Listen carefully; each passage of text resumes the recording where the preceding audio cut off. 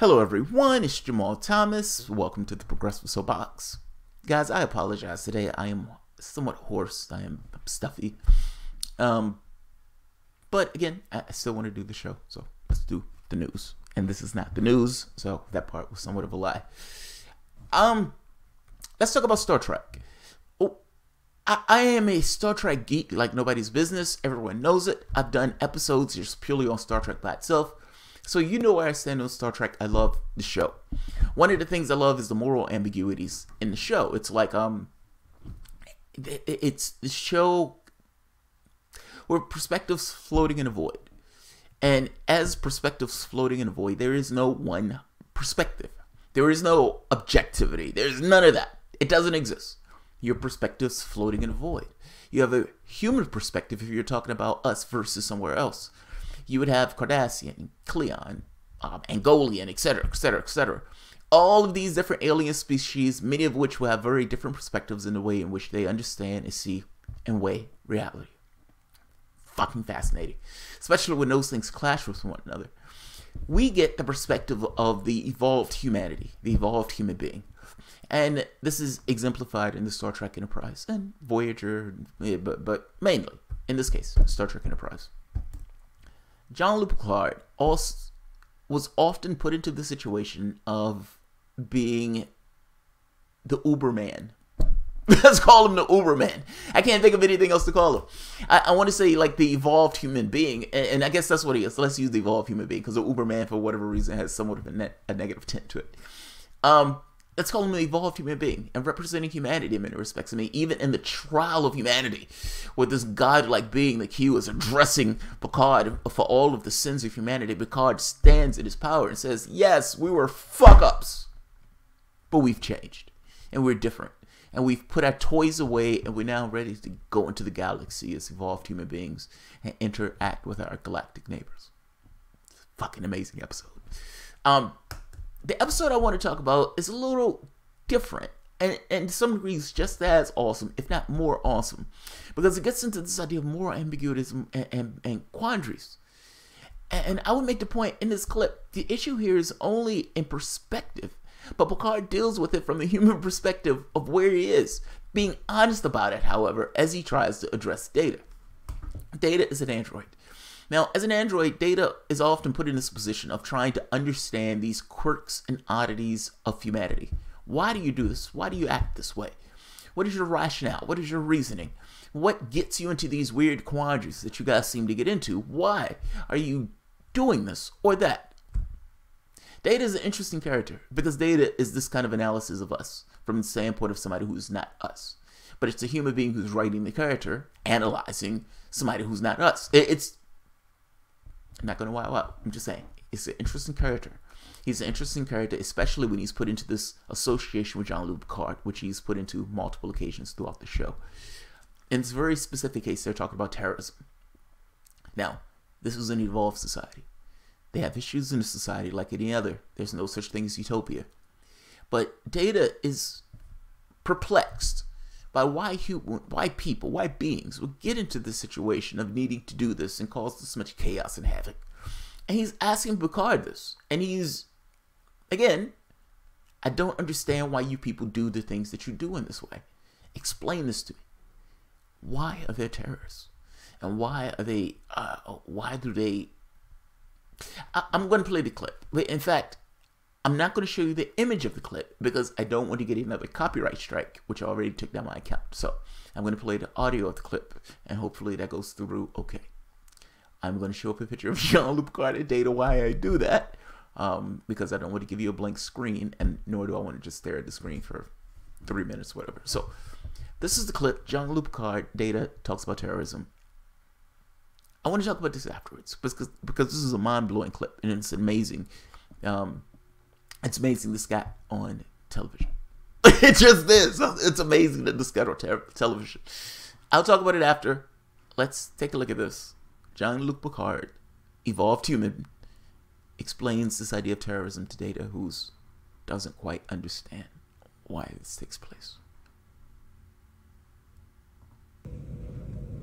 I'm finding it difficult to understand many aspects of Ansata conduct. Much of their behavioral norm would be defined by my program as unnecessary and unacceptable. By my program as well, Data. But if that is so, Captain, why are their methods so often successful? I've been reviewing the history of armed rebellion, and it appears that terrorism is an effective way to promote political change. Yes, it can be, but I have... Right there. Right there. Right there. Right there. Data is programmed by a human being. First point. Second point. Data says, this is fucking illogical to my program. It doesn't make sense to me. Why on earth would people act in these horrible ways? They are so out of shape. Why would they do this? And Picard, again, evolved human. It's my programming also, Data. This doesn't make sense to me either. Then Data says something which makes the first thing that Data said nonsensical. It seems, however, to create the political change that these people are seeking. Then Data, why on earth is it illogical to your program? Why? Why? Why is it illogical to your program? Understand what I mean. When Martin Luther King, and I use him a lot as my political point because I think it makes a great political point. You understand the sit-ins. That was a weapon. Like he used peace in this respects as a weapon because for him, peace was the thing that he believed would work best. He didn't necessarily believe this kind of armed insurrection would work. In other places, not so much. In other places, they use a weapon as a weapon because it works in some cases. Data, I guess I'm making the point that for Data to say it is illogical to my program that someone would act this way, however, it does seem to work, would go against this idea that it will be illogical to his program. Yes, from your ethical subroutines, this looks bad. From an ethical standpoint, yes, this looks horrible. I mean, they're killing and maiming and so forth, etc. But from the standpoint of this is not about ethics, this is about getting shit done. Does Data have the capacity to understand other perspectives? And from the perspective of we need to get shit done, and our main objective here is getting shit done, the ethical part matters less. Why doesn't Data understand that? Why doesn't Data get that? This is just this thing of incentive cost benefit ratio depending upon your perspective. What is your perspective? Yeah, from an ethical standpoint, war is bad. At the point where you're at war, however, and your goal is to get shit done and get shit accomplished, the ethical part matters less. The objective matters more. Let's keep going. Data should understand that. That's all. Let's keep going. I've never subscribed to the theory that political power flows from the battle of a gun. Yet there are numerous examples when it was successful. The independence of the Mexican state from Spain, the Irish unification of 2024, and the Kenzie Rebellion. Yes, I'm aware of them.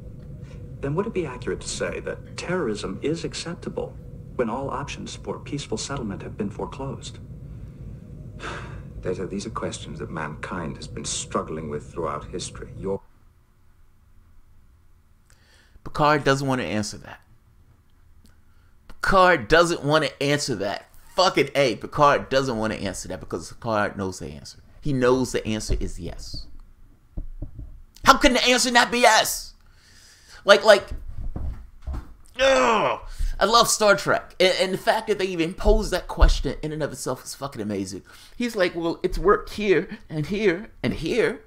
So does that mean that if everything else fails, meaning all else fails, every other outlet of getting some kind of political change and getting something changed, if every other outlet has failed, are you saying that it is acceptable to do so? And Picard looks at this and says, these are things we grapple with, folks. These are things we grapple with. That's like Mattis using the term complex instead of illegal.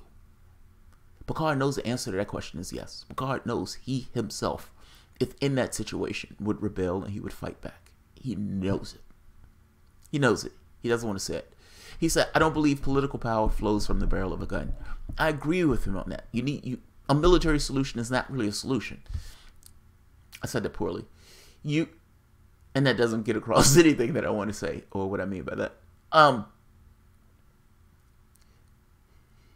Look, I want people to be free. And you ask yourself, what's the world that you want? How do you get the world that you want? Um, it does. How can I say this? It's like and let's take this from Picard's standpoint. The Federation has certain values, certain ideals. Like I said, I'll call them evolved man or evolved humanity.